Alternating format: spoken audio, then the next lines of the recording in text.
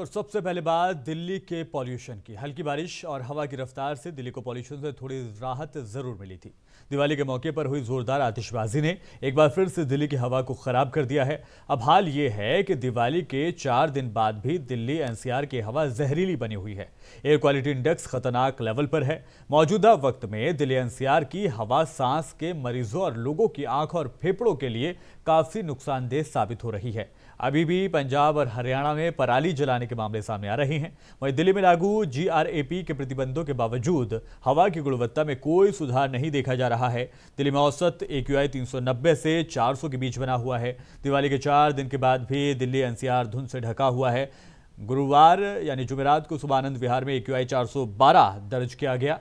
ITO पे 408 दर्ज किया गया। मंदिर मार्ग पर 404, RK पुरम में 418, लोधी रोड पर 337, IGI एयरपोर्ट पर 400 AQI दर्ज किया गया। इसके अलावा गाजियाबाद में AQI 361, गुरुग्राम में 311, ग्रेटर नोएडा में 346, फरीदाबाद में 410 और नोएडा में 355 एयर क्वालिटी इंडेक्स दर्ज किया गया।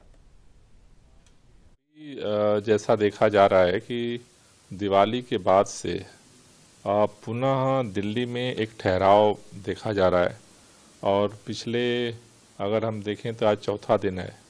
दिल्ली के अंदर हवा की गति जो है वो काफ़ी स्लो है और टेम्परेचर पहले से बढ़ रहा है। ऐसी स्थिति में जो प्रदूषण के कण हैं वो जिस तरह से सतह पे बने हुए हैं उसमें आप देख रहे हैं कि लगातार एक उसमें भी ठहराव की स्थिति बनी हुई है। तो उसको देखते हुए अभी हम लोगों की कोशिश ये है कि जितने भी हम लोगों ने नियम जो सोर्सेज हैं उनको कंट्रोल करने के लिए ग्रैब के नियम जो लागू हैं उसको कैसे और इम्प्लीमेंटेशन पे इन्फोर्समेंट को बढ़ाया जाए। इसके लिए 1 बजे दिल्ली सचिवालय में हमने सभी जो कंसर्निंग डिपार्टमेंट्स हैं उनके साथ मीटिंग बुलाई है, जिसमें और जो है क्या क्या कदम लिए जा सकते हैं जिससे कि ग्रैब 4 के नियम को और जमीन पे मजबूती से उतारा जा सके। इस खबर पर ज्यादा जानकारी के लिए हमारे संवाददाता गुलिशा हमारे साथ जुड़ गई हैं। उनसे जानने की कोशिश करते हैं आज क्या कुछ हालात हैं। गुलिशा, सबसे पहले बात AQI की करेंगे, क्या कुछ हालात हैं, क्या कह रही है दिल्ली की आबोहवा? देखिए, अगर दिल्ली की हवा की बात करें या दिल्ली के प्रदूषण की बात करें तो ये कम होने की बजाय लगातार बढ़ता ही जा रहा है। अगर हम पहले की बात करें तो पहले के मुकाबले थोड़ा सा जो है वो कम नापा गया है। दिल्ली की आबोहवा सुधरने का नाम ही नहीं ले रही है, लेकिन बुधवार के मुकाबले अगर हम आज की बात करें तो आज की जो हवा है वो थोड़ी सी ठीक हुई है, थोड़ा सा सुधार देखा गया है। और अगर पहले जो लगातार पॉल्यूशन बढ़ता जा रहा था, दिवाली के वक्त ऐसा होता है कि हर बार पॉल्यूशन जो है वो ज्यादा हो जाता है।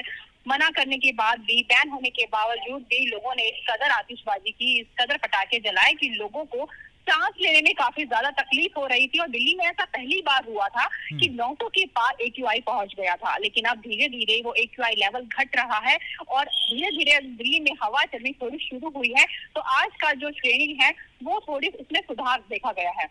जी, अगर बात हम कल जो हमने देखा पर्यावरण मंत्री गोपाल राय ने शुरुआत की थी और वाटर फॉगिंग की शुरुआत की गई थी, उससे कितना फायदा दिखाई दे रहा है अब तक? देखिए, दिल्ली के पर्यावरण मंत्री गोपाल राय कहें या दिल्ली की सरकार कहें, पॉल्यूशन को लेके अलग अलग तरह के फैसले वो आजमाती भी नजर आ रही है। और वहीं अगर हम वाटर स्प्रिंकलिंग की बात करें तो दिल्ली से 100 से ज्यादा वाटर स्प्रिंकलिंग की मशीनें जो अलग अलग दिल्ली के एरिया में भेजी गई हैं, जहाँ पे सबसे ज्यादा पॉल्यूशन है। यहाँ पे उन एरिया का खास ख्याल रखा गया है जहाँ पे जो एरिया ज्यादा पॉल्यूटेड है, तो वहां पर उन मशीनों को भेजा गया। और वहां पर फिलहाल वो मशीनों का काम ये होगा कि जो धूल उड़ रही है, जो मिट्टी उड़ रही है, उसको कम किया जा सके, क्योंकि पॉल्यूशन तो है ही। बादल इस कदर छाए हुए हैं कि सांस लेने में भी तकलीफ हो रही है और लोगों को दम घुट रहा है। तो ऐसे में जो फिलहाल मिट्टी को कम कैसे किया जाए, जो धूल उड़ रही है, जो पेड़ पौधे पर जो धूल बैठी हुई है, जो वाटर स्प्रिंकलिंग मशीन है वो फिलहाल जो नीचे की हिस्सा में जो मिट्टी है उसको कम करने का काम करेगी। तो 100 से ज्यादा मशीनें निकाल दी गई थी और अब वो अलग अलग एरिया में काम भी कर रही है। पर्यावरण मंत्री जो ग्रैप नियम का जिक्र कर रहे हैं वो क्या कुछ है? हाँ, पर्यावरण मंत्री इस बात का भी जिक्र कर रहे हैं कि ग्रैब 4 लागू कर दिया गया है। पहले उन्होंने मीडिया से बात करते हुए ये बताया था कि फिलहाल ग्रैब 4 को रोक दिया गया है, या फिलहाल ऑड इवन की स्कीम की भी वो बात कर रहे थे। तो ऑड इवन जो 13 नवंबर से चालू होना था, लेकिन फिलहाल उसको रोक दिया गया था क्योंकि दिवाली से पहले नेचुरल बारिश के चलते 100 लेवल तक AQI कम हो गया था। तो इसलिए उन्होंने ये डिसीजन लिया कि फिलहाल हम ऑड इवेंट को पोस्टपोन कर देते हैं।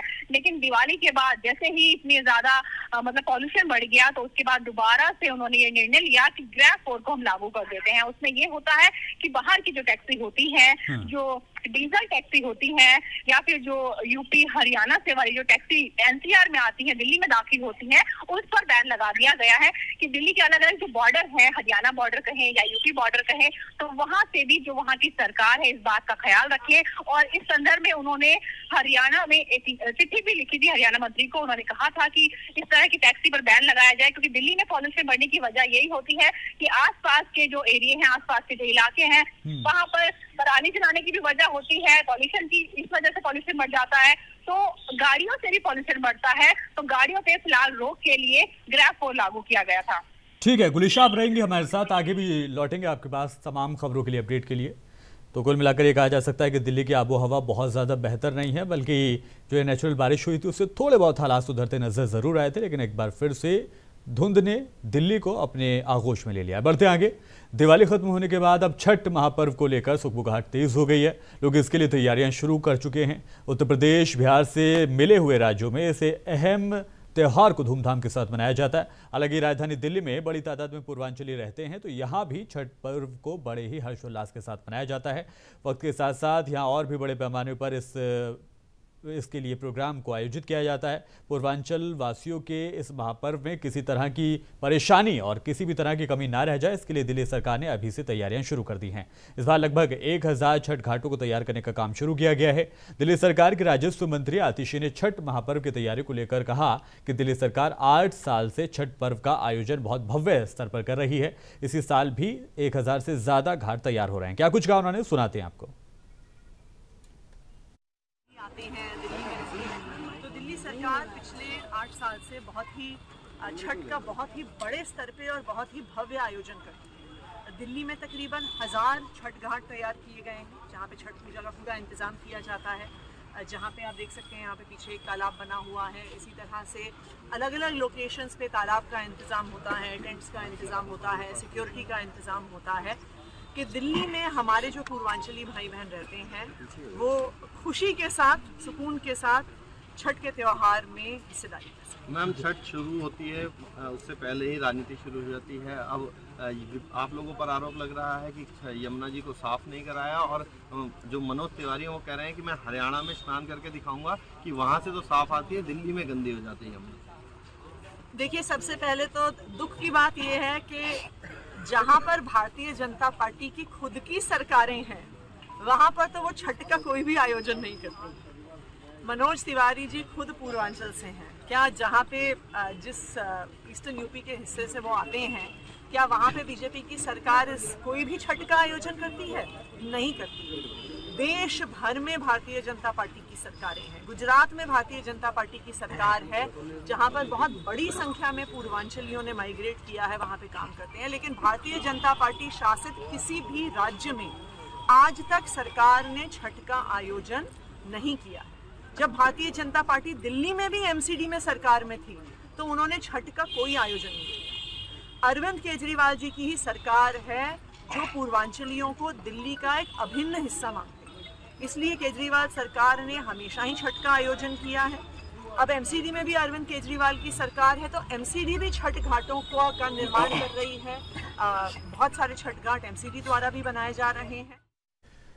तो इस बात की जानकारी के लिए ज़्यादा रुख करेंगे हमारे संवाददाता गुलिशा का। गुलिशा, आपने भी आतिशी का बयान सुना होगा, जाहिर तौर पर आप दिल्ली में घूम रही हैं, क्या कुछ देख पा रही हैं? कितनी तैयारी है, कथनी और करनी में कितना फर्क देख पा रही हैं? देखिए, हर साल छठ का पर्व आता है और हर साल की तरह छठ को लेके तैयारियां भी चलती रहती हैं। और अगर छठ को लेके तैयारियों की बात करें तो दिल्ली सरकार द्वारा दिल्ली के अलग अलग इलाकों में 900 से ज्यादा घाट बनाए हुए हैं, और वहां से जितने भी पूर्वांचली लोग हैं, बहुत सारे लोग हैं जो अपने घर जाके छठ त्योहार मनाते हैं, और उसके लिए उन्हें सफर करना पड़ता है काफी ज्यादा। तो उन लोगों को सफर ना करना पड़े, जितने भी छठ श्रद्धालु हैं उनको किसी भी चीज की, किसी भी तरह की परेशानी ना हो, इन चीजों का खास ख्याल रखा जा रहा है। और खुद दिल्ली सरकार के जो अधिकारी हैं वो अलग अलग एरिया में जाकर इस चीज को चेक कर रहे हैं और जांच पड़ताल कर रहे हैं कि किसी भी तरह की कमी ना रह जाए और वहां पर किस तरह के इंतजाम किए गए हैं, इस बात का खास ख्याल रखा जा रहा है। और छठ श्रद्धालुओं को उनके लिए जैसे अलग अलग घाट तैयार किए गए हैं, वहाँ पे तैयारियां की गई, वहाँ पे टेंट लगवाए गए हैं और रात भर उनको खड़ा रहना पड़ता है। ठंड का मौसम है और रात के वक्त ठंड ज्यादा बढ़ जाती है, तो वहाँ पे तंबू भी लगवाए गए हैं, लाइट्स भी लगवाई गई है। लेकिन वहीं अगर बात करें, अगर अपोजिट पार्टी की बात करें तो वहीं पर बीजेपी भी इनको इसमें घेरती हुई नजर आ रही है। उनका ये कहना है कि दिल्ली के जल प्रदूषण भी लगातार बढ़ रहा है और ऐसे में छठ के टाइम पर प्रदूषण बढ़ जाता है। तो बहुत सारी चीजें हैं वो जो यहाँ पर इस वक्त चल रही है। ठीक है गुलिशा, बहुत शुक्रिया इस तमाम जानकारी के लिए। तो हमारे संवाददाता गुलिशा हमारे साथ जुड़ी थी, जो तमाम जानकारी हमें दे रही थी कि किस तरह से यहाँ पर तैयारी की जा रही है। छठ पूजा के लिए 1000 घाटों के लिए बंदोबस्त किया जा रहा है।